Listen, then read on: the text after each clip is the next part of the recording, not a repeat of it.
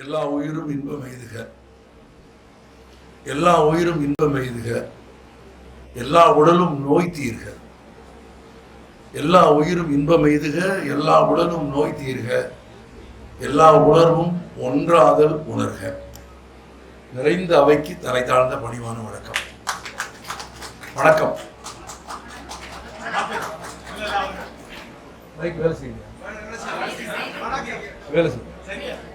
வணக்கம்.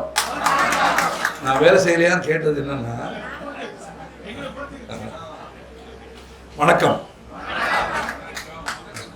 தேனி மாவட்டத்தை தன் சொந்த மாவட்டமாக கருதி என்று சபை சொன்னார். பூகோள ரீதியாக பார்த்தால் பிரிக்கப்படுவதற்கு முன்பு ஒன்றாயிருந்த மதுரை மாவட்டத்தில் பிறந்தவன் என்பதால் நான் உங்கள் மாவட்டத்துக்காரன் தான். நான் வேறு வேறு மாவட்டத்துக்காரர்கள் இல்லை. ஒன்று.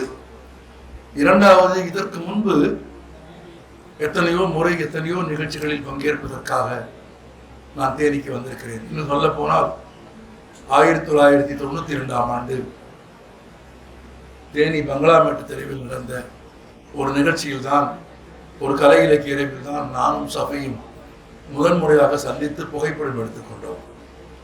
அந்த புகைப்படமும் இன்னும் பத்திரமாக இருக்கிறது. எங்கள் நட்பும் பத்திரமாக இருக்கிறது.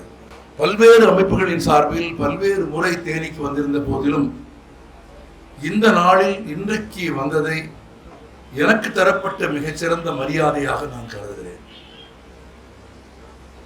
சபை சொன்னார், மாலையில் தான் நிகழ்ச்சி, நீங்கள் மாலையில் வந்தால் போதும். காலையில் என்ன நடக்கிறது என்று கேட்டபோது காலையில் சொன்னார், காலையில் தேனியில் இருக்கிற அனைத்து அமைப்புகளும் அவரவர்கள் இடங்களில் இருந்து ஊர்வலமாக வந்து அவரது நினைவிடத்தில் அஞ்சலி செலுத்துவார்கள் என்றார். அப்படினானால் நான் காலையிலேயே வந்து விடுகிறேன் என்று சொன்னேன். காலையில் பேசுவதற்கு ஒன்றும் கிடையாது, சாயங்காலம்தான் பேசுகிற நிகழ்ச்சி என்றார். பேசுவதற்காக மட்டுமா தேனிக்கு வருவார்கள்? இல்லை, நான் காலையிலேயே வந்து விடுகிறேன். அந்த அஞ்சலி செலுத்துகிற நிகழ்ச்சியும் நான் பங்கெடுக்க வேண்டும் என்று விரும்பினேன். வந்தேன், காலையில் போய் அஞ்சலி செலுத்தினேன். மிக நிறைய மனிதர்கள் எனக்கு முன்பாகவே எனக்கு பின்பும் அந்த இடத்திற்கு வரிசையாக வந்து அஞ்சலி செலுத்தி இருப்பதை அங்கு குவிந்திருந்த மலர் மாலைகளை வைத்து நான் தெரிந்து கொண்டேன். மழை வருவதற்கு முன்பு ஒரு சின்ன காற்று அடிக்கும், ஒரு மின்னல் வெட்டும், ஒரு இடி இடிக்கும். சில அறிகுறிகளுக்கு பிறகு மழை வருவதை போல மிகப்பெரிய நல்ல அறிகுறிகள் நடக்கப் போவதன் அடையாளமாகத்தான் இந்த நினைவேந்தல் நிகழ்ச்சியை நான் பார்க்கிறேன். 55 ஆண்டுகளுக்கு பிறகு இந்த மண்ணில் வாழ்ந்த, இந்த மண்ணுக்கென வாழ்ந்த ஒரு மனிதனை கொண்டாடுவதற்காக ஊர் திரண்டிருப்பதை காட்டிலும் ஊருக்கு நல்லது நடக்கப் போகிறது என்பதற்கு வேறு எந்த அடையாளமும் தேவையில்லை. வையத்துள் வாழ்வாங்கு வாழ்பவன் வானூரையும் தெய்வத்துள் வைக்கப்படும் என்று வள்ளுவன் எழுதுகிறான்.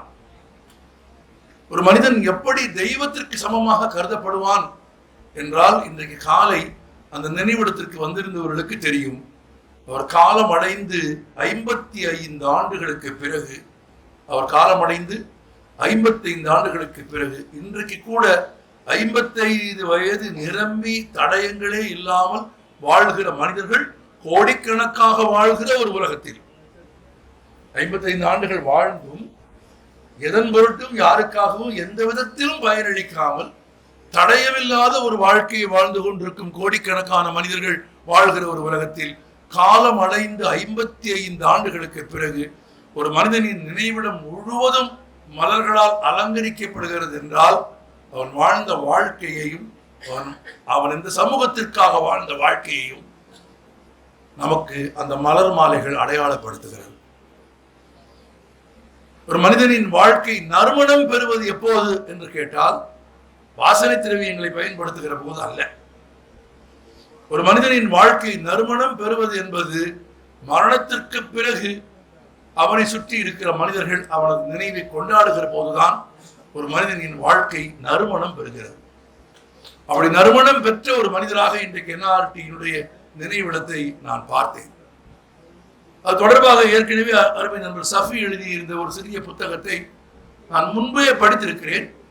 அதுவல்லாமல் இந்த நாட்டின் விடுதலைக்காக போராடிய மகத்தான மனிதர்களின் வரலாற்றை தேடி தேடி படித்தவன் என்கிற முறையில் அதைத்தான் 25-30 ஆண்டுகளாக தமிழ்நாட்டின் மேடைகளில் பேசியவன் என்கிற முறையில் என்ஆர்டியின் தியாகத்தை, விடுதலைக்காக என்ஆர்டி செலுத்திய பங்களிப்பை நான் அறிந்திருந்தேன்.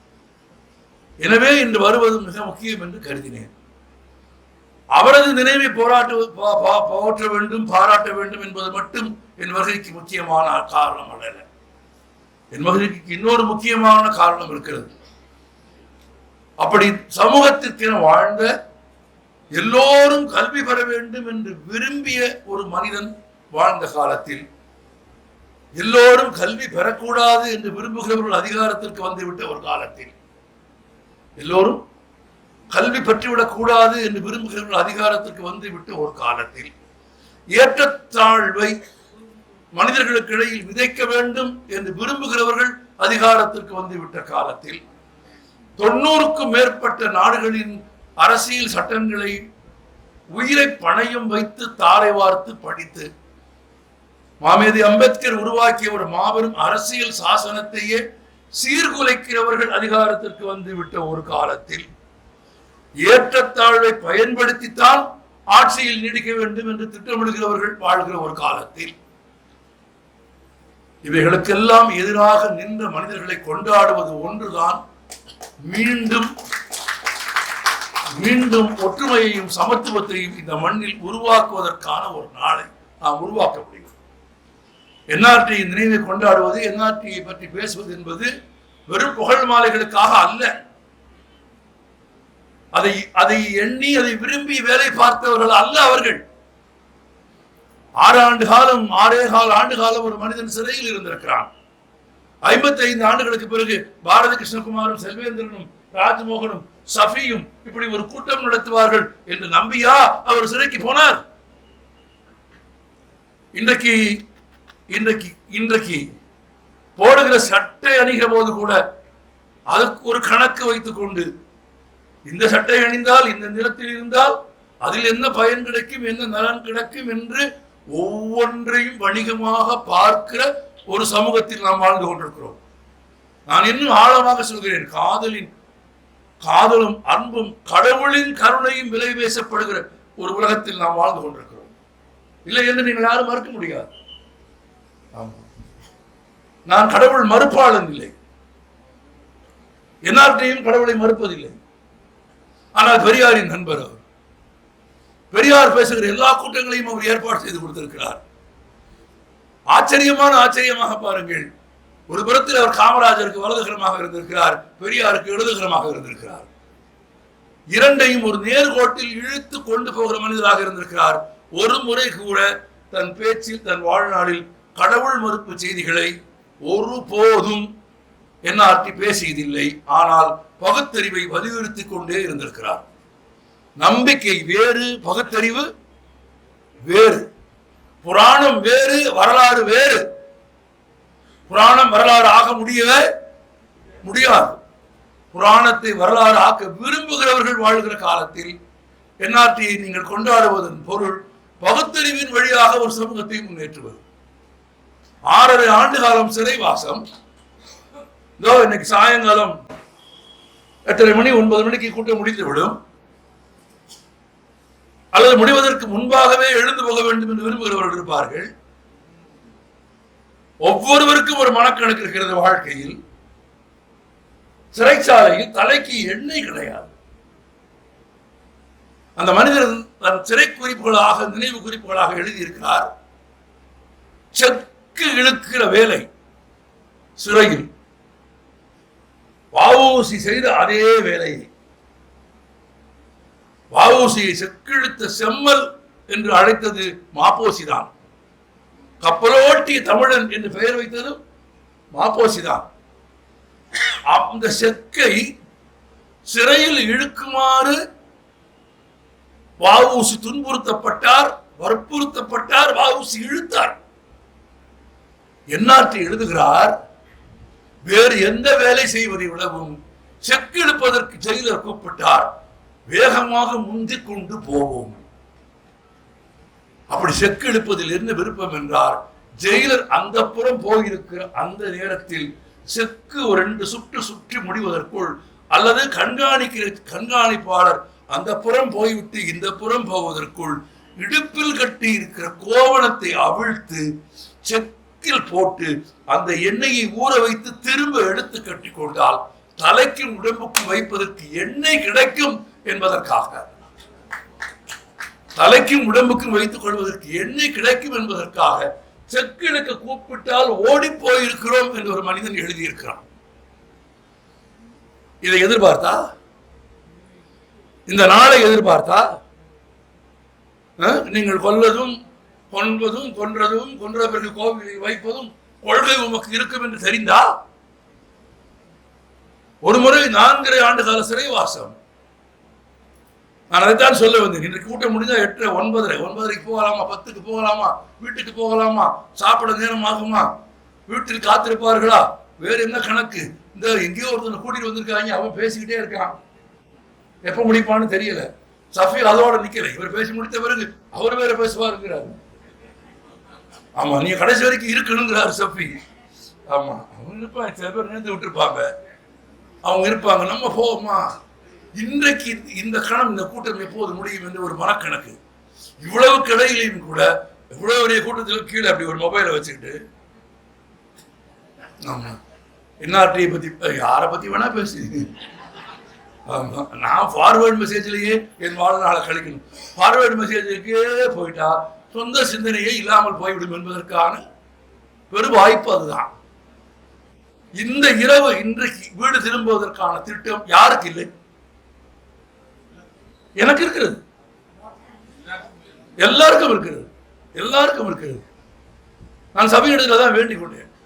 நான் இரவு 2 மணிக்கு வந்தேன், கும்பகோணத்திலிருந்து நெடும் பயணம் செய்து வந்தேன், அஞ்சலி செலுத்த வேண்டும் என்பதற்காக வந்தேன். ஆனால் நாளை பிற்பகல் நான் கோவை சென்று அங்கு இருவரை சந்தித்து விட்டு ஒரு வேலையை முடித்ததற்கு பிறகு பல்கலைக்கழகத்திலிருந்து புறப்பட்டு நாளை மாலைக்குள் மீண்டும் மதுரைக்கு போக வேண்டும். மீண்டும் இரவெல்லாம் பயணம் செய்ய வேண்டும் என்பதால் நான் கொஞ்சம் முன்னதாக பேசிவிட்டு போகலாமா என்று சஃபியிடம் அனுமதி கேட்கிறேன். அப்படி வேலைக்கான திட்டமிடல் எனக்கு இருக்கிறது. ஆனால் எந்த திட்டமிடலையும் ஒரு சிறைவாசி செய்ய முடியாது. எந்த திட்டமிடலையும் ஒரு சிறைக்கு போனவன் செய்ய முடியாது. அதுவும் ஆங்கில ஆட்சி காலத்தில் அவன் என்றைக்கு விடுதலை ஆவான் என்பதற்கான உத்தரவாதம் அவன் கைகளில் இல்லை. தலைக்கு எண்ணெய் இல்லாமல் எப்போதாவது செக்கிலுக்கு கூப்பிட்டால் கோமணத்தை அவிழ்த்து நனைத்த எண்ணெயை உடம்புக்கும் தலைக்கும் பூசிக்கொண்டு ஒரு வாழ்ந்த மனிதன் ஒரு முறை 3.5 ஆண்டு கால சிறைவாசத்திற்கு பிறகு தாடியும் பரட்டை தலையுமாக விடுதலை செய்யப்படுகிறார். முன்கூட்டியே தகவல் சொல்வதற்கான கருவிகள் இன்றைக்கு எதுவும் இல்லாத காலம். விடுதலையான பிறகு நான் இன்றைக்கு போக மாட்டேன் என்று சொல்ல முடியாது. எப்போது விடுவிப்பான் என்று தெரியாது. விடுவித்த கணத்தில் நேராக வீடு திரும்புகிறார் ஒரு மனிதர். ஒரு மகள் எழுதுகிறார். சிறைக்கு போன போது பிள்ளைக்கு வயது 2 வயது. 3.5 ஆண்டு கால சிறைவாசத்திற்கு பிறகு தாடி மீசையுமாய் பரட்டை தலையுமாய் இதோ இந்த மனிதன் திரும்பி வந்த போது, அம்மா பூச்சாண்டி வருகிறான் என்று குழந்தை பயந்து அம்மாவுக்கு பின்னால் போய் ஒளிந்து கொண்டிருந்தது என்று சொன்னால், அந்த நிமிடம் அந்த தாயின் மனது, இந்த தகப்பனின் மனது எவ்வளவு துயரிட்டிருக்கும் என்பதை ஒரு கணம் யோசித்து பார்த்தால் தியாகத்தின் அளவு என்ன என்பது ஒரு சமூகத்திற்கு புரிய வேண்டும். நாம் இதையெல்லாம் கொண்டாட தவறியதன் விளைவுதான் என்ன? ஆமா, ஃபாதர் கூட கேட்டார், நான் ஆங்கிலத்தில் பேசுமா மலையாளத்தில் பேச வேண்டும்? நீங்கள் எந்த மொழியில் வேண்டுமானாலும் பேசலாம் ஃபாதர், நீங்கள் இந்தியில் கூட பேசலாம், தப்பில்லை. ஆனால் அதை எங்களை படிக்குமாறு சொல்லக்கூடாது. அவ்வளவுதான். நீங்கள் மலையாளத்தில் பேசினால் நாங்கள் அனுபவிக்க மாட்டோம் என்று நீங்கள் நினைக்கிறீர்களா?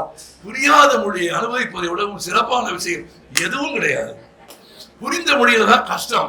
ஏன்னா நான் பேசுகிற போது ஒவ்வொரு சொல்லாக நீங்கள் கவனிக்க வேண்டும்.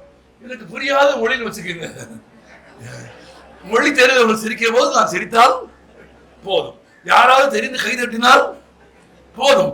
நம்ம ஊர்ல இங்கிலீஷ் போட்டு பாக்குற போல எப்படி பாக்குறான்னு தெரியுமா உங்களுக்கு? எவ்வளவு 2 பேர் கை தட்டினா அவ்வளவு பேர் கை தட்டுவாங்க. எல்லாம் முடிஞ்சு படம் பார்த்துட்டு வெளியே வந்ததுக்கு பிறகு அந்த செத்தவன் யாருன்னு கேட்பான். படத்துல ஒரு குழப்பமாகி அந்த செத்தவன் கடைசியா ஒருத்தன் போனான், ஐயா அவன் தானே முதல் சீன்லயே செத்தான் அப்படின்னா, இல்லையா அவன் வேற ஆளு. அப்ப இவன் கடைசியா செத்தவன், அப்ப அவன் முதல்ல செத்தவனா இவனுக்கு யாரு என்ன எல்லாரும் ஒண்ணு போல இருக்கிறான்னு நமக்கு தெரியும். எல்லா ஜப்பானியர்களும் ஒன்று போல இருப்பது போல வெளியே இருந்து பார்ப்பவர்களுக்கு தெரியும். ஆனால் ஜப்பானியருக்கு தெரியும், ஒவ்வொரு ஜப்பானியனும் வேற வேற. எல்லா இந்தியர்களும் ஒன்று போல இருப்பது போல மற்றவர்களுக்கு தெரியும். ஆனால் ஒன்றா இல்லை. யாரும் எந்த மொழியிலும் பேசலாம், யாரும் எந்த மொழியிலும் பேசலாம் என்று இருப்பதன் பெயர் தான் சுதந்திரம். அதற்கு தான் 3 ஆண்டுகள் 6 ஆண்டுகள் அவர் சிறைக்கு போனார். நீங்கள் சொல்லுகிற மொழியை நாங்கள் வாசிக்க வேண்டும் என்பதற்காக அல்ல. நாங்கள் 55 ஆண்டு காலமாக அவர் நினைவிடத்திற்கு போகவும் அவரை கொண்டாடவும் தவறிவிட்டோம் என்பது தவறுதான். அதற்காக நீங்கள் எதை வேண்டுமானாலும் பேசிவிட முடியுமா? எதை வேண்டுமானாலும் செய்ய முடியுமா? எதை வேண்டுமானாலும் செய்ய வேண்டும் என்று நினைக்கிற, எதை வேண்டுமானாலும் நிகழ்த்திவிட வேண்டும் என்று நினைக்கிற ஒரு எதேச்சாதிகாரத்திற்கு முடிவு கட்ட வேண்டிய ஒரு காலம் பிறந்து விட்டது என்ற அடையாளமாக இந்த நாளை நான் கருதுகிறேன். நீங்கள் எழுதி வைத்துக் கொள்ளுங்கள். இன்னும் தெளிவாக உங்களுக்கு சொல்ல வேண்டும் என்றால், நான் காங்கிரஸ்காரனே கிடையாது. காங்கிரஸ்காரரை நான் திட்டியது மாதிரி யாரும் திட்டியது கிடையாது. நான் சொல்லுகிறேன், காங்கிரஸ் திரும்ப ஆட்சிக்கு வர வேண்டும் என்று ஆசைப்படுகிறேன். இப்போதும் காங்கிரஸோடு எனக்கு உடன்பாடு இருக்கிறது, மறுப்பு இருக்கிறதா? இருக்கிறது. ஆனால் நான் மத்தியில் காங்கிரஸ் ஆட்சிக்கு வர வேண்டும் என்று சொல்வது மத்தியில். சொந்த மொழியில் பேசுகிற போது இருக்கிற சிக்கல் மாநிலத்தில் அல்ல. ஆமா, மாநிலத்தில் இப்போது இருப்பதை நீடிக்க வேண்டும் என்று நான் விரும்புகிறேன். நான் முன்மொழிகிறேன். இதற்கு கூச்சமே இல்லை. ஏனென்றால் எனக்கு இதனால் எந்த ஆதாயங்களும் இல்லை, எனக்கு எந்த மனக்கணக்கும் இல்லை. எனக்கு இந்த சமூகம் மேன்மையுற வேண்டும் என்பது ஒன்றை தவிர, சமாதானத்தை தவிர, அமைதியை தவிர எனக்கு வேறு எதுவும் தேவையில்லை. உடம்பில் ஓட வேண்டிய ரத்தம் வீதியில் ஓடக்கூடாது. அப்படி ஓட வேண்டும் என்று விரும்புகிற ஓநாய்களுக்கு அதிகாரத்தில் இடம் இல்லை. அதற்கு சிறைக்கு போனவர் இல்லை என்ஆர்டி, அதற்கு சிறைக்கு போகவில்லை காமராஜ், அதற்கு சிறைக்கு போகவில்லை கக்கன், அதற்கு உயிர் தியாகம் செய்யவில்லை வஉசி. 40 ஆண்டு சிறை தண்டனை வஉசிக்கு. தியாகத்தின் அளவு என்ன என்று தெரிந்து கொள்ளுங்கள். தியாகத்தின் தன்மை என்ன என்று தெரிந்து கொள்ளுங்கள். பெற்ற மகளுக்கு தகப்பனை அடையாளம் தெரியாமல் அம்மா பூச்சாண்டி வருது என்று தாய்க்கு பின்னால் குழந்தை போய் ஒளிந்து கொள்ளுகிற அளவிற்கு சிறைவாசம் ஒருவனை நலிய செய்திருக்கிறது என்றால் அவன் எதன் பொருட்டு அவ்வளவு பெரிய இழப்பை செய்தான்? இன்றைக்கு நீங்களும் நானும் ஒரு கணம் மனசாட்சியோடு, என்னையும் சேர்த்து சொல்கிறேன், ஆன்ம சுத்தியோடு நம் குழந்தை அடையாளம் கண்டுகொள்ள முடியாத அளவுக்கு ஒரு தலைமறைவான தொலைந்த வாழ்க்கையை நாம் யாரேனும் வாழ்வோமா?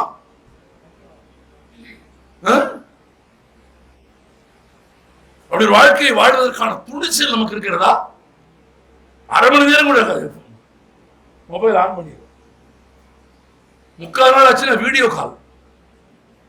ஆமா, என்ன ஒரு நாளில் ஒரு முறையாவது தன்னை அவர் மனிதன் பார்த்துக் கொள்ளாவிட்டால் அதை விடவும் சிறந்த நகைச்சுவை எதுவும் கிடையாது என்பதால், நம்மை நாம் கண்ணாடியில் பார்ப்பதை விடவும் சிறந்த நகைச்சுவை எதுவும் கிடையாது. அதனால ஒரு முறையாவது அப்படி போட்டு பார்த்து அப்படியே தீர்ந்துக்குவோம். ஆனால் அவ்வளவு பெரிய தியாகம், சிறைவாசம், 40 ஆண்டு சிறை தண்டனை வஉசிக்கு. தண்டனை அறிவிக்கப்பட்ட போது அந்த நீதிமன்றத்தில் இருந்த வஉசியின் மனைவி மயங்கி கீழே விழுகிறார். அவருடைய உடன் பிறந்த சகோதரர் மீனாட்சி சுந்தரம் கைது செய்யப்பட்டு அழைத்து செல்லப்படும் வஉசியை பிடித்துக் கொண்டு போகும் அந்த போலீஸ் ஊர்திக்கு பின்னால் கதறி அழுதபடி ஓடுகிறார். என்ன சொல்லி அழுது ஓடினார் தெரியுமா உங்களுக்கு? இந்த வீர வரலாற்றை, இந்த தியாக வரலாற்றை ஒரு சமூகம் மறந்ததன் விளைவு நாம் இன்றைக்கு கொடுக்கிற விலை. இன்னைக்கு நாம் ஒரு குழந்தை 5 ஆண்டுகள் மருத்துவம் படித்த பிறகு தேர்வு எழுத வேண்டும் என்று ஒருவர் சொன்னார், எனக்கு புரிகிறது. படிச்சுட்டு பரீட்சை எழுதி பாஸ் பண்ணிட்டு வா, எனக்கு புரிகிறது. ஒருவன் மருத்துவனாக வேண்டும் என்றால் 5 ஆண்டுகள் மருத்துவம் படித்துவிட்டு தேர்வு எழுதிவிட்டு பிறகு மருத்துவனாக வேண்டும் என்பது எனக்கு புரிகிறது. மருத்துவம் படிப்பதற்கே தேர்வு எழுத வேண்டும் என்று நீங்கள் சொன்னால் யார் மருத்துவம் படிக்க வேண்டும் என்பதில் உங்களுக்கு மிகுந்த கவனம் இருக்கிறது, அல்லது எல்லோரும் படிக்க கூடாது என்று நீங்கள் விரும்புகிறீர்கள்? எல்லோரும் படிக்க வேண்டும் என்பதற்காக ஒன்றுபட்ட மதுரை மாவட்டத்தில் 1000 மக்கள் தொகை அதிகமாக இருந்த எல்லா இடங்களிலும் கணக்கிட்டு 500 ஆரம்ப பள்ளிக்கூடங்களை ஆரம்பித்த மனிதனின் நினைவை கொண்டாடுகிற இடத்தில் இருந்து சொல்கிறோம், எல்லோருக்கும் கல்வியை மறுக்கிறவர்களை அதிகாரத்தில் கொண்டு வந்து வைப்பதற்காக பெறப்பட்டது அல்ல இந்த சுதந்திரம். It is not for them. அவர்களது குருதையும் வியர்வையும் கண்ணீரும் நமக்கு, நம் குழந்தைகளுக்கானது. இந்த பேச தெரியலன்னு சொன்னார், ஒரு வரி ஜஸ்ட் லைக் தட் சொல்லிட்டு போயிட்டார். கடுமையான தண்ணீர் பஞ்சம் தேனியில். சொன்னீங்களா இல்லையா? எத்தனை பேர் கவனிச்சீங்க? அவ்வளவுதான் 2 பேர் தான் கையெழுத்துவாங்க. அப்புறம் ஏன் சும்மா இருந்தீங்க? கேட்டேன்ல, சொல்லலாம்ல. எதான் பிரச்சனையே இங்கதான். இந்த சமூகத்தில் இருக்கிற பெரும்பான்மையான தீமைகளுக்கு காரணம்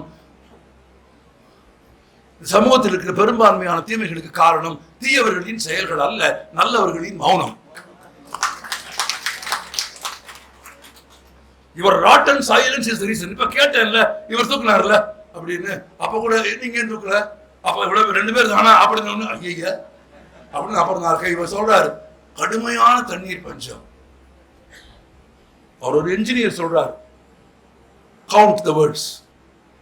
இது என்ஜினியர். யாரும் கற்பனை செய்ய முடியாத விதத்தில் ரயில்வே ஸ்டேஷனுக்கு போய் ரயில் ஓடுவதற்கு தேவையான தண்ணீரை பெறுவதற்கான கிணற்றிலிருந்து தண்ணீரை எடுத்து பல குடும்பங்களுக்கு, பல வீடுகளுக்கு தண்ணீர் கொடுப்பதற்கு ஒரு ஏற்பாடு செய்தார் என்று நீங்க சொன்னீங்களா இல்லையா? அவர் என்ஜினியரா? He is not an engineer. He is the engineer of the society.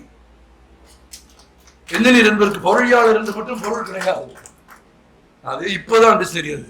என்ஜினியர்னா பொறியாளர் இல்ல. Engineer is a person who gives energy to everything. ஒரு சமூகத்தை முன்னேற்றுவதற்கான ஒவ்வொரு மனிதனும் என்ஜினியர் என்றால், ஒரு பொறியாளனாக இல்லாமல் இருந்து எங்கிருந்து தண்ணீர் கொண்டு வர வேண்டும் என்று எல்லோரும் தவித்த போது, நீங்க சொன்ன வார்த்தை தானே, நீங்க தான் சொன்னீங்க. யாரும் ஊகிக்காத விதத்தில் ரயில்வே ஸ்டேஷனுக்கு போய் ரயில்வே துறையோடு பேசி அங்கிருந்த கிணற்றிலிருந்து தண்ணீர் எடுத்து கொண்டு தாகத்தில் தவித்த மக்களுக்கு ஒரு மனிதன் தண்ணீர் கொடுத்தான் என்றால் அவன் பொறியாளனாக இருக்க வேண்டும் என்கிற அவசியம் இல்லை. அவன் மனிதாபிமானம் உள்ள மனிதனாக இருந்தால் போதும். அப்படி மனிதாபிமானம் உள்ள மனிதன், அந்த மனிதாபிமானம் உள்ள மனிதர்கள் சிறைக்கு போனது, உயிர் நீத்தது, பொது சொத்தை பாதுகாத்து நாட்டு மக்களுக்கு கொடுத்தது, 500 பள்ளிக்கூடங்களை ஆரம்பித்தது. இவ்வளவு எதுக்கு? மதுரையில் இருக்கிற மீனாட்சி அரசினர் மகளிர் கலைக்கல்லூரி அவர் தொடங்கியது என்று மதுரையில ஒருத்தருக்கு தெரியாது. நாம் எங்கே பிழை செய்கிறோம் என்று உங்களுக்கு தெரிகிறதா? வரலாற்றின் நாயகர்கள் யாரோ, வரலாற்றை உண்மையாக உருவாக்கியவர்கள் யாரோ, யார் நம்மை படிக்க வைத்தார்களோ, யார் எல்லோரும் படிப்பதற்கான பள்ளிக்கூடங்களை திறந்தார்களோ அவர்களை கொண்டாட மறந்தோம். அதனால் அந்த இடத்திற்கு தகுதியற்றவர்கள் வந்து சேர்ந்தார்கள். நண்பர்களே, ஜனநாயகம் என்பதன் பொருள் 10 பேர்ல 8 பேர் ஓட்டு போட்டா மெஜாரிட்டியா? நோ, அது கடந்து போனது. இந்த நூற்றாண்டுக்கு அது பொருந்தாது. நான் ஒப்புக்கொள்ள மாட்டேன். ஜனநாயகம் என்பது பெரும்பான்மையின் மிருக பலம் அல்ல. ஜனநாயகம் என்பது சிறுபான்மையை பாதுகாப்பது. எந்த சமூகம் சிறுபான்மையை பாதுகாக்கிறதோ அதுதான் ஜனநாயகமான சமூகமே தவிர பெரும்பான்மையாயிருக்கிற சமூகம் ஜனநாயகமான சமூகம் அல்ல. அது மிருகத்தனமான சமூகம். தன் பலத்தால் தன் எண்ணிக்கையால் தாங்கள் வைத்திருக்கிற எதிர்மறை கருத்தால் எல்லோரையும் தங்கள் மொழியில் தாங்கள் விரும்பிய வண்ணம் ஆள வேண்டும் என்று விரும்புவதன் பெயர் ஜனநாயகம் அல்ல. அதன் பெயர் பாசிசம். அதன் பெயர் எதேச்சாதிகாரம். என்ஆர்டி நினைவிடத்தில் வைத்த மலர் மாலை என்பது இன்னொரு எதிர் திசையில் இந்த இந்தியாவை, இந்த நாட்டை, இந்த சமூகத்தை எதிர் திசையில் கொண்டு போகிறவர்களின் கல்லறைக்கு வைக்கிற சமாதியில் வைக்கிற பூ என்று நான் நினைக்கிறேன். அது நிகழ வேண்டும். இதன் தொடர்ச்சி அதுதான்.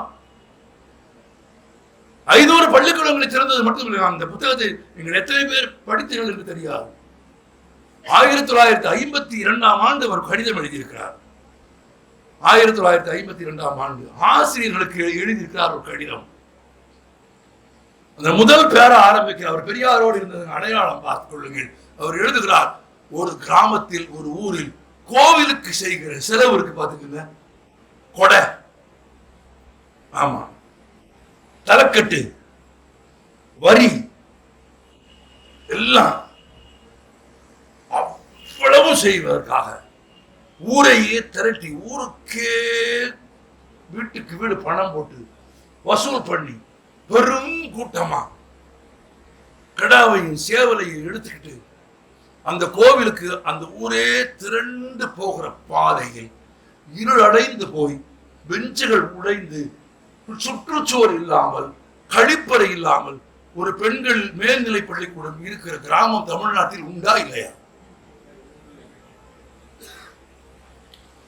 என்ன உங்கள் வழிபாடு? யாரை கும்பிடுகிறீர்கள்?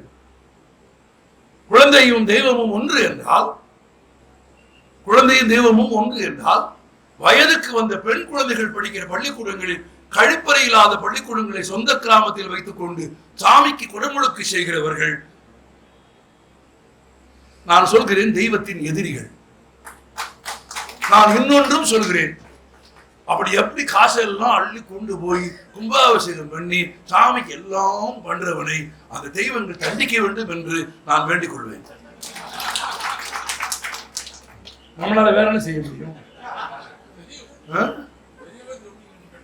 நம்ம தகுந்தவனுக்கு, பசித்தவனுக்கு உணவு தராமல், பசித்தவனுக்கு தாகத்திற்கு தண்ணீர் தராமல், நம் குழந்தைகள் படிக்கிற பள்ளிக்கூடத்தில் கழிப்பறை இல்லாமல், எனக்கு அனுபவம் இருக்கிறது. ஒரு ஸ்கூல் பாத்ரூம் இல்லை. பிள்ளைங்கிட்ட போய் கேமரா வச்சுட்டு அன்னைக்கு நான் டாக்குமெண்ட்ரி ஃபிலிம் எடுக்கிறேன். பொம்பளை பிள்ளைங்க சொல்லுது, ஒன்றும் வேணாம் சார், கக்கூஸ் வேணும் சார்.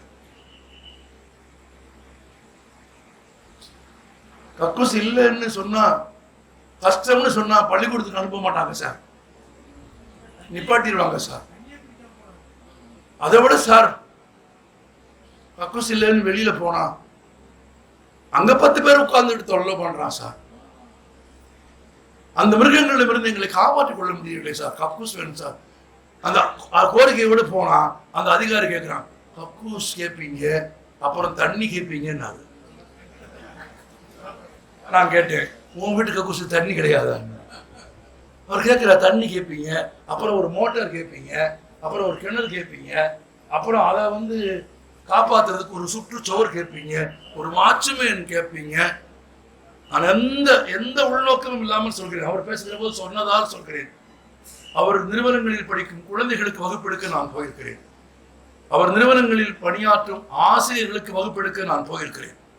அவர்கள் அழைப்பின் பேரில் தான் போயிருக்கிறேன். ஆனால் ஆயிரக்கணக்கான பெண் குழந்தைகள் படிக்கும் அந்த நிறுவனத்தில் அந்த பெண் குழந்தைகளுக்காக தரப்பட்டிருக்கிற பாதுகாப்பையும், அந்த பெண் குழந்தைகளுக்கு தரப்பட்டிருக்கிற அக்கறையையும் மதித்துத்தான் அவர் அழைத்த நிகழ்ச்சிகளுக்கு போனேன்.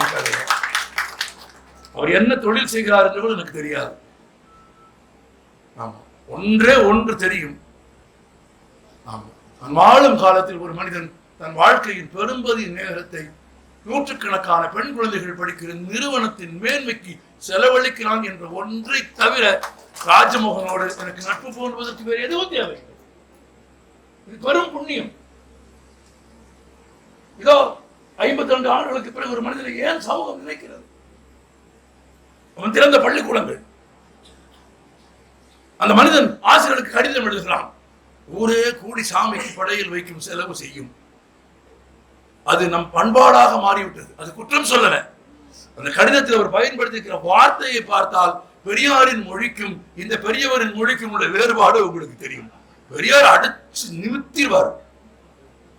பெரியார் அடிச்சு நிமித்திடுவார். இப்ப ஒண்ணுமே இல்லை. இவங்க ஒரு 3 மதம் சமூக நல்லிணக்கம் பேசினாங்க. ஒருத்தர் கிறிஸ்தவத்தின்காக பேசினாரு, ஒருத்தர் இந்து மதத்துக்கு, இந்து மதம் முடியல, சைவ வைணவத்துக்கு, இந்து மதம் ஒன்று கிடையாது, சைவ வைணவத்துக்கு ஒருத்தர் பேசினாரு, இஸ்லாத்துக்கு பேசினாரு.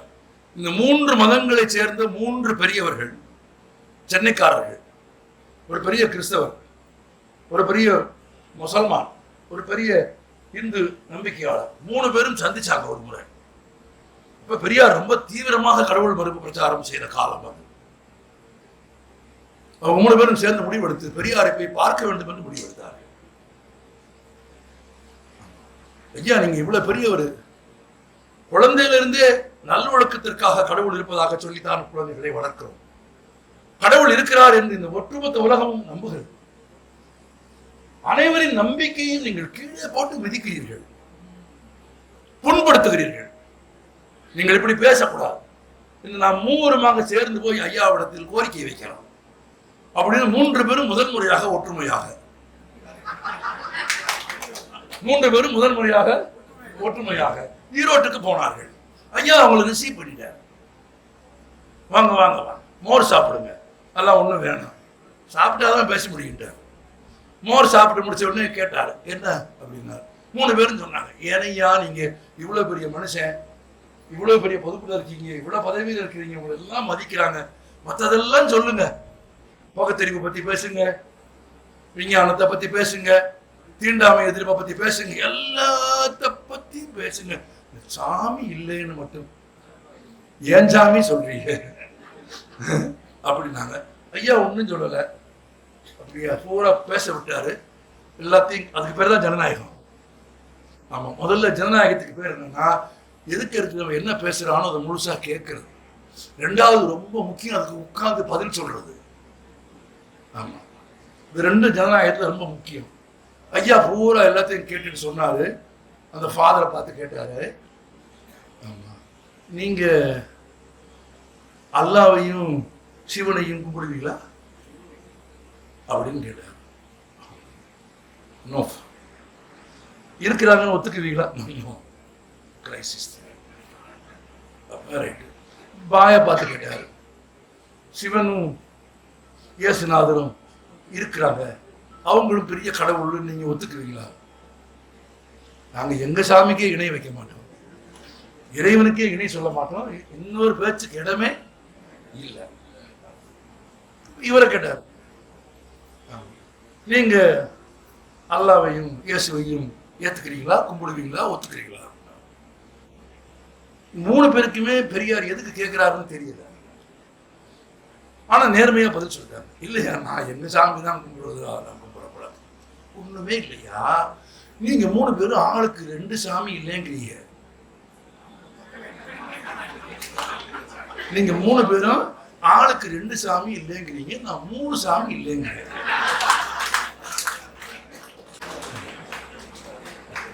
இதுக்காக இவ்வளவு செலவு பண்ணிட்டு ஈரோட்டுக்கு வந்தீங்க? ஒரு கடிதாசி எழுதியிருந்தாலும் நான் பதில் போட்டிருப்பேன் ஐயா. என்னவா இருந்தாலும், யார் காசா இருந்தாலும் பணம் பணம் தானே ஐயா அப்படின்னு 3 பேரும் 2 பிற தெய்வங்களை ஒப்புக்கொள்ள மனமில்லாமல், 2 பிற தெய்வங்களை ஒப்புக்கொள்ள மனமில்லாமல், 2 பிற தெய்வங்களை ஏற்றுக்கொள்ளும் வாழ்க்கை முறை இல்லாமல் 3 தெய்வங்களையும் நிராகரித்து பெரியார் சொன்னதை கேட்டுக்கொண்டு போயிட்டாங்க. இது பெரியார் மொழி. ஆனால் பெரிய ஒரு மொழி பாருங்க, ஒரு மனிதனை அவன் பேசுகிற மொழி அடையாளப்படுத்துகிறது. இந்த புத்தகத்தில் அந்த ஒரு பகுதியை நான் உங்களுக்கு வாசித்து காட்டுகிறேன். அவர் எழுதுகிறார், நமது பள்ளிகளின் மோசமான நிலையை கண்டுதான் அவர் எழுதுகிறார்.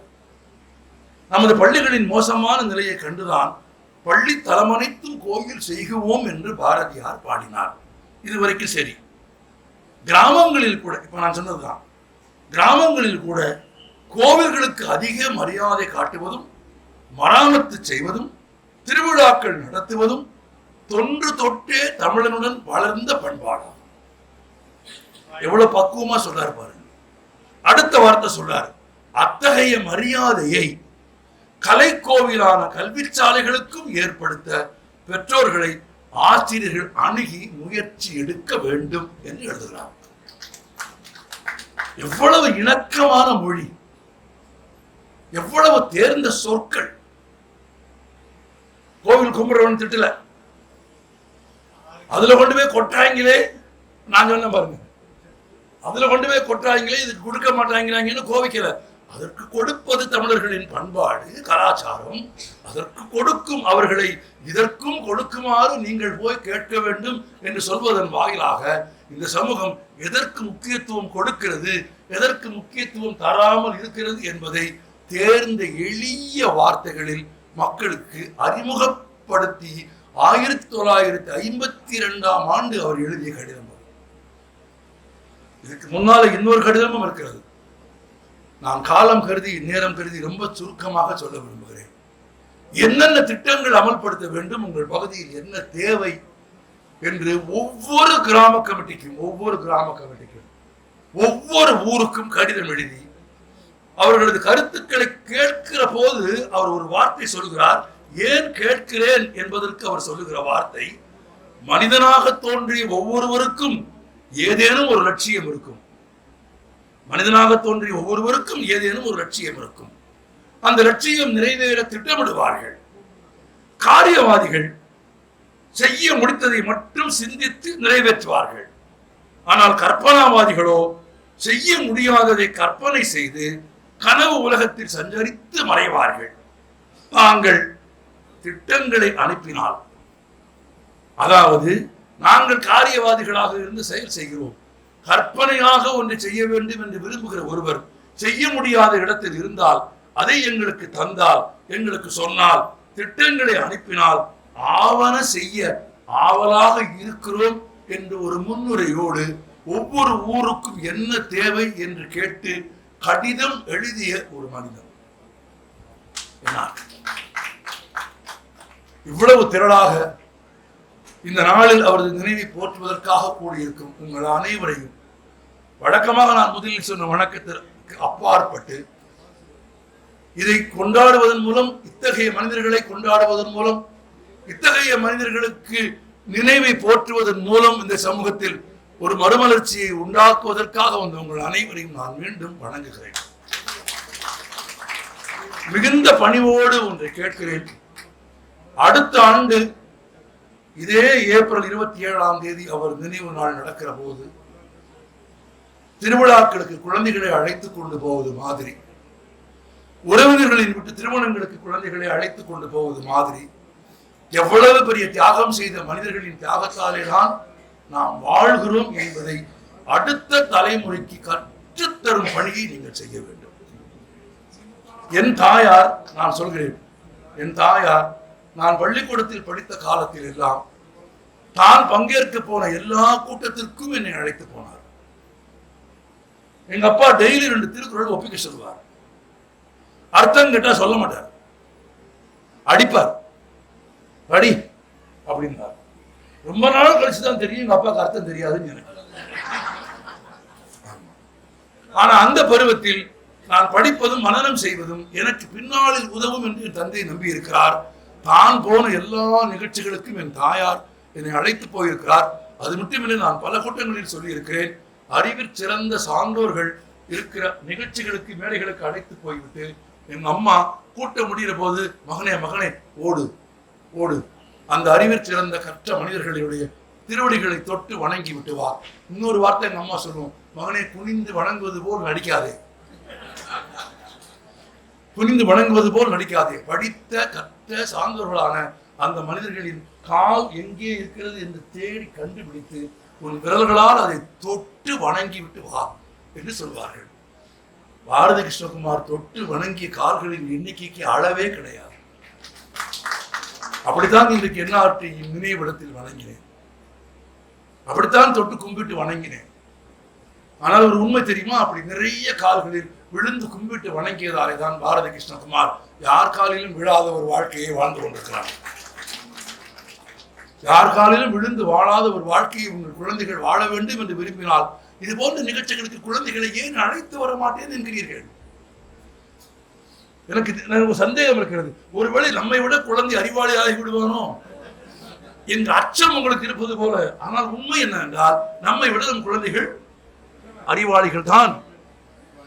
நம்மை விடவும் படிப்பில், பண்பில், அறிவில், செயல்திறனில், ஐக்கியூவில் கூடியவர்கள் தான். 75,000 ரூபாய்க்கு ஒரு மொபைல் வாங்கிட்டு வந்து அவங்கள்ட்ட கொடுத்து பாருங்க, நீங்க எப்படி ஆபரேட் பண்றீங்கன்னு பாருங்க. நான் எங்க ஒரு வெளிநாட்டுக்கு போனேன், எனக்கு ஒரு 45,000 ரூபாய்க்கு ஒருத்தர் மொபைல் கொடுத்தார். நான் அவ்வளவு காசையே நான் பார்த்ததில்லை.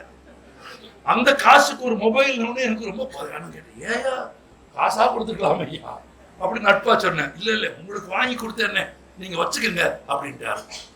45,000 ரூபாய் அந்த மொபைல் வாங்கிட்டு வந்துட்டேன். அவர் கிஃப்டா கொடுத்துட்டாரு. இந்த தம்பிக்கு தெரியும். ஆமா, நான் பட்ட பாடு எனக்கு தான் தெரியும். அதை யாருக்கும் கொடுக்கறதுக்கு மனசு வர மாட்டேங்குது. அவ்வளவு பெருந்தன்மை நமக்கு இல்லை. இந்த நாய்க்கு தேங்காய் கிடைச்சிச்சுன்னா அதுக்கு உடைச்சு திங்கவும் தெரியாது, அது யாருக்கும் கொடுக்காது. கால் நாட்டிலே வச்சுக்கிட்டு ஒரு பாருங்க.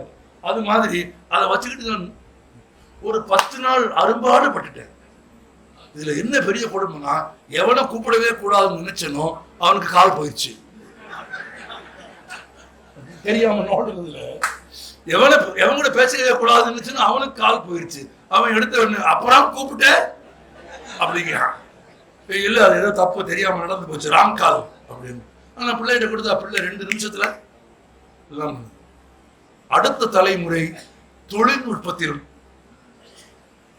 நன்றாக சொல்கிறேன், அடுத்த தலைமுறை தொழில்நுட்பத்திலும் ஆய்ந்து அறிவாக விஷயங்களை உணர்வதிலும் பேசுவதிலும் நம்மை விட முன்னணியில் இருக்கிறார்கள். ஆனால் அந்த தலைமுறைக்கு தொழில்நுட்ப அறிவோடு நின்று விடாமல் தியாக வரலாறும் தெரிந்தால் மட்டும்தான் இந்த சமூகத்தை அவர்கள் தொடர்ந்து காப்பாற்றுவார்கள். இந்த புத்தகத்தை தயவு செய்து குழந்தைகளுக்கு படிக்க கொடுங்கள். அடுத்தடுத்த ஆண்டுகளில் எப்போதாவது அந்த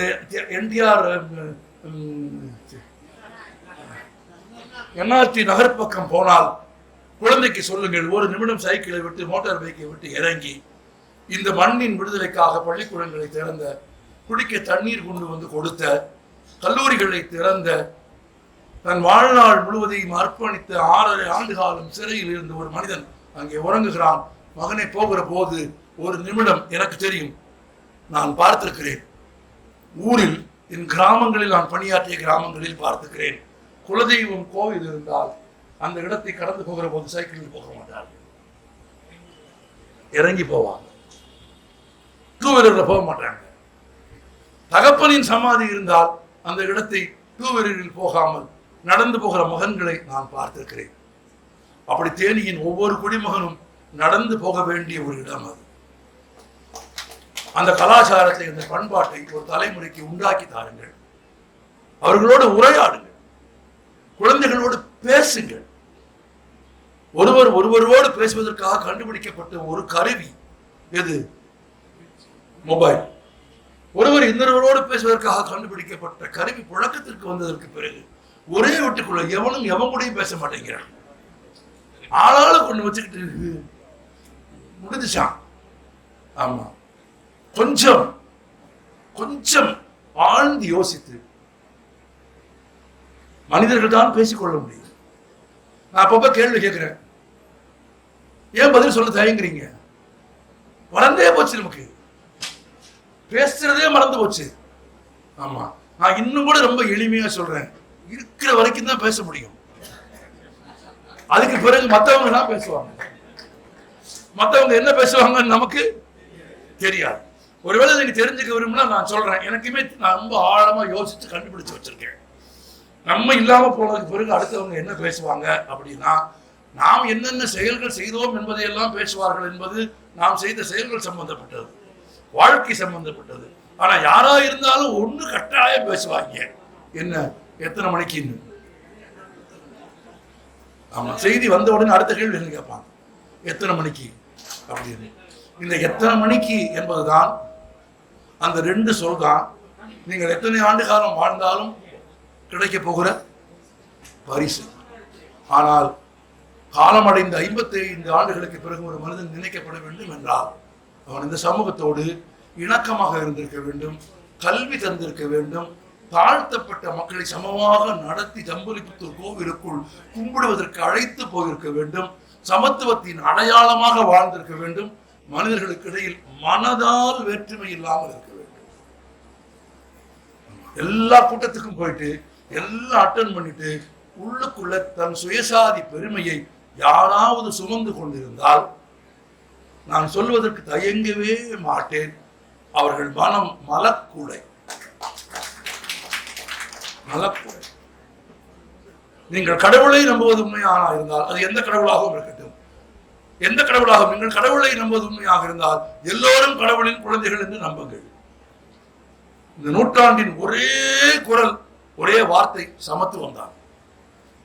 சமத்துவம் மனிதர்களுக்கு மட்டுமில்லை, மொழிகளுக்கு இடையில், மாநிலங்களுக்கு இடையில், நாடுகளுக்கு இடையில், ஏன் தெய்வங்களுக்கு இடையில் கூட சமத்துவம் தேவைப்படுகிற ஒரு நூற்றாண்டில் வாழ்கிறோம். அந்த சமத்துவத்தை முன்வழிந்த மனிதரின் நினைவு நாளில் சந்தித்ததை சமத்துவம் மீண்டும் மலரும் ஒரு நாளான அதற்கான தொடக்கமாக நான் கருதுகிறேன்.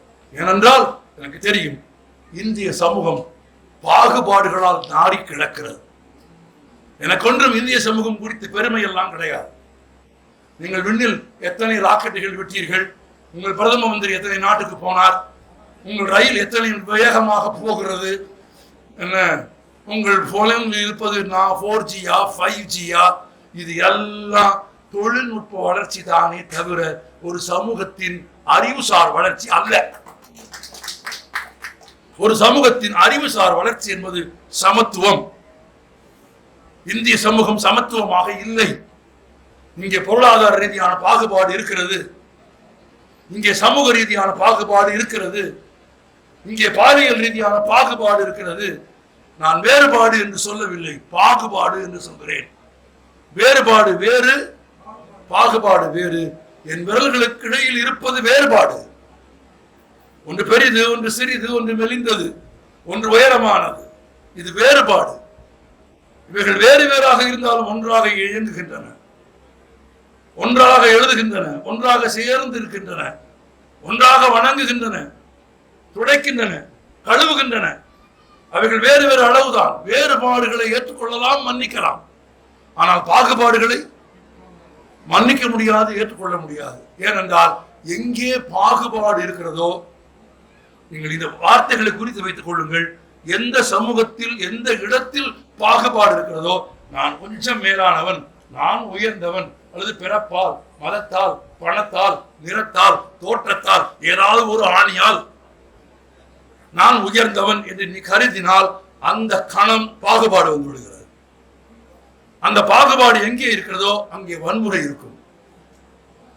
வன்முறை என்பது வெறும் கம்பையும் கத்தியை வைத்து வெட்டுவது அல்ல. கருத்தியல் ரீதியாக ஐயா என்று பார்த்தவுடனேயே தோளில் இருக்க துண்டை கக்கத்திற்கு மாற்ற வேண்டும் என்று விரும்புவதும், மாற்றுவதற்கு ஒருவனை தயாராக வைத்திருப்பதும் வன்முறைதான். எங்கே பாகுபாடு இருக்கிறதோ அங்கே வன்முறை இருக்கும். எங்கே வன்முறை இருக்கிறதோ அங்கே சட்டத்தின் ஆட்சி இல்லை. எங்கே சட்டத்தின் ஆட்சி இல்லையோ அங்கே ஜனநாயகம் இல்லை.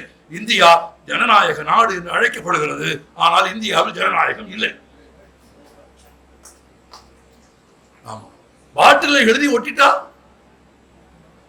தேன் எழுதி ஒட்டிட்டா தேன் தேன் ஆயிருமா? பாட்டில் இருக்கிறது பாட்டில தேன் எழுதி ஒட்டிட்டா உள்ளே இருப்பது தேன் ஆயிருமா? ஆகாது. நீங்கள் ஜனநாயக நாடு என்று சொல்வதால் அது ஆகாது. அது ஜனநாயகம் உள்ள நாடாக செயல்பட்டால், இயங்கினால் மட்டுமே அது ஜனநாயக நாடு.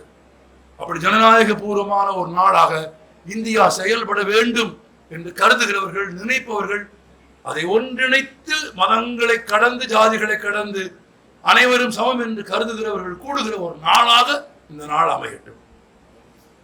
இந்த நல்ல வாய்ப்பை எனக்கு உருவாக்கி தந்ததற்காக சபி சொன்னது போல் இந்த அமைப்பை நடத்துகிற எல்லா நிகழ்வை நடத்துகிற அனைத்து அமைப்பை சார்ந்தவர்களுக்கும் நான் தலைபணிந்து வணக்கமும் வாழ்த்தும் சொல்கிறேன். இதற்கு உங்கள் நேரத்தை ஒதுக்கி தந்த ஒவ்வொருவரையும் நான் மீண்டும் தலைபணிந்து வணங்குகிறேன்.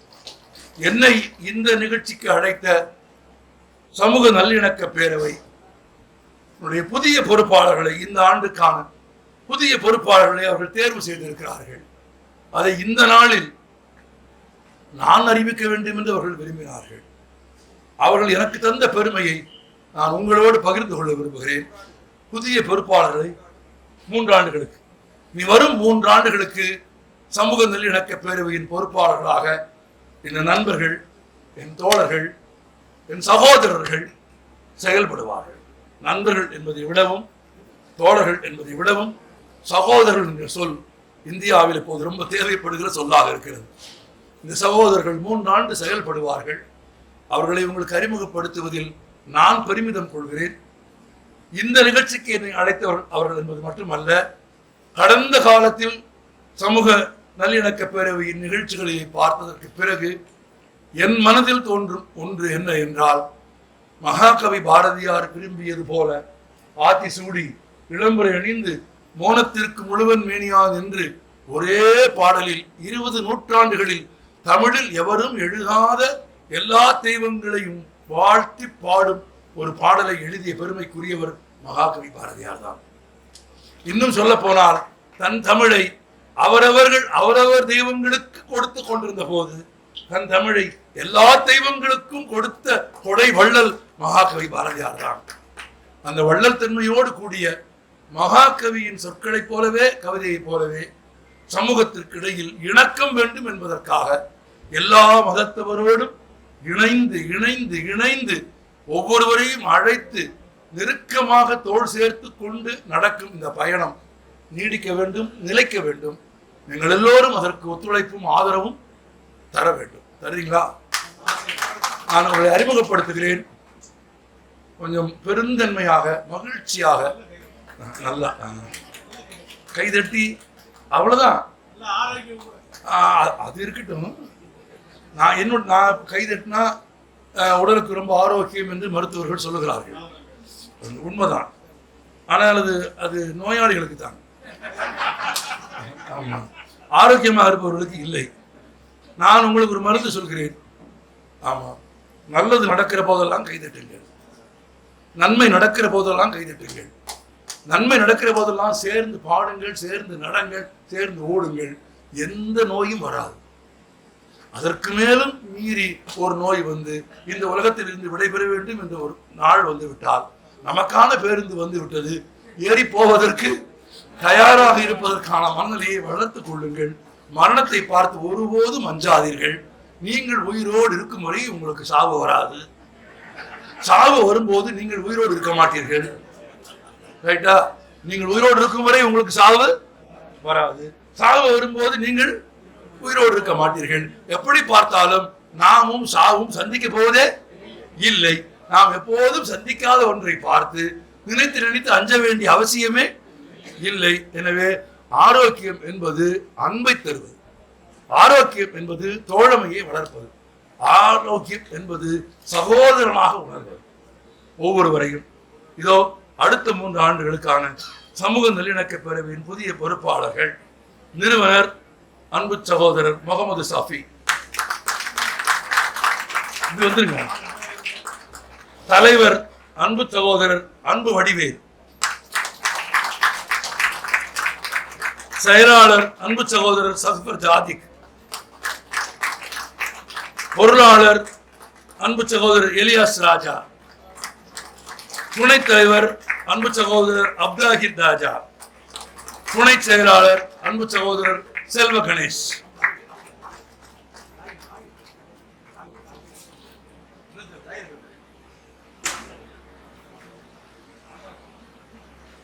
உங்களோடு சேர்ந்து சமூக நல்லிணக்க பேரவையினுடைய புதிய பொறுப்பாளர்களை நெஞ்சம் நெகிழ்ந்து நான் வாழ்த்துகிறேன்.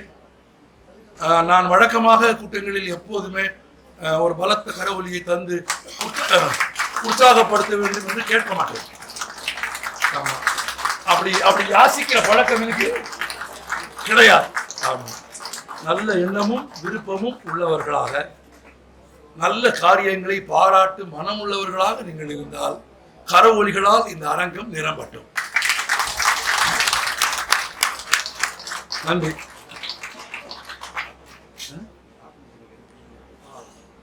சொல்லு. ஒரு ரெவன்யூ ஷாம்பு சஃபி எப்போதும் அப்படித்தான். ஆமா, கண்ணில் தெரியாத ஒரு ரெவன்யூ ஷாம்பு வச்சுட்டே இருப்பார். அதில் ஒட்டி நம்மளை கையெழுத்து வாங்கிடுவார். நான் இன்று திரு என்ஆர்டியினுடைய நினைவிடத்திற்கு போனதற்கு பிறகு அவரது ஆவணங்கள் அனைத்தையும் பார்வையிடுவது என்று ஒரு திட்ட செயல்பாடு இருந்தது. அவர் எழுதிய கடிதங்கள் எல்லாவற்றையும் முறையாக டாக்டர் சேகரித்து வைத்திருக்கிறார். நான் அதை அவர் பார்க்க வேண்டும் என்று விரும்பினார். ஆனால் பார்ப்பதற்காக எனக்கு கிடைத்த நேரம் 1 மணி நேரம் மட்டும்தான். அப்படி ஒரு நேர கட்டுப்பாட்டுக்குள் வளையத்திற்குள் போய் நின்று நான் அதை பார்க்க விரும்பவில்லை. நான் அப்படி அதை பார்ப்பதாக இருந்தால் எப்படி இன்றைக்கு அஞ்சலி செலுத்துவதற்காக எனக்கு காலையில் நிகழ்ச்சியே இல்லை என்றாலும் கூட வந்தேனோ, அப்படி அதை பார்க்க வேண்டும் என்று நான் விரும்பினால் அதை பார்ப்பதற்கான ஒரு நாளாக அந்த நாளை ஆக்கிக் கொள்ள வேண்டும். அந்த நாளை நான் அதற்கு அர்ப்பணிக்க வேண்டும். நான் விரைவில் அப்படி ஒரு நாளை அர்ப்பணிப்பேன். அவர் தொடர்பான அனைத்து ஆவணங்களையும் பார்ப்பேன், பார்வையிடுவேன். அவர் தொடர்பாக சஃபி எழுதிய இந்த சிறிய புத்தகத்தினால் நான் தூண்டப்பட்டு எனக்கு இருக்கிற மன எழுச்சியினால் தான் இன்றைக்கு நான் இவ்வளவும் உங்களிடத்தில் பேசினேன். நான் பேசியதை எல்லாம் உங்களுக்கு சொன்னது போல் அடுத்த தலைமுறைக்கு தருவதற்கு ஒரு சிறிய அழகிய ஆவணப்படமாக அடுத்த ஆண்டு ஏப்ரல் 27ஆம் தேதி இதே தேனியில் என்ஆர்டியை பற்றிய தலைமுறைகளும் அறிந்து கொள்வதற்கான ஒரு ஆவணப்படத்தை நான் உருவாக்கி தருவேன் என்று உங்கள் அனைவருக்கும் உறுதி அளித்து விடைபெறுகிறேன். நன்றி, வணக்கம்.